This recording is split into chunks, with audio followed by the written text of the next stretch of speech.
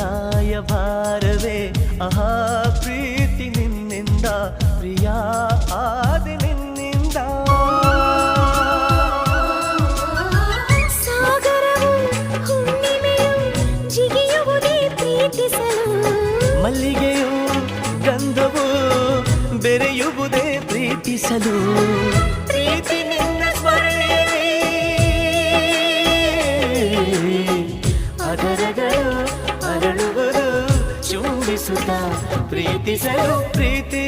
ನೀನಿಲ್ಲದೆ ನಾನು ಹೇಗಿರಲಿ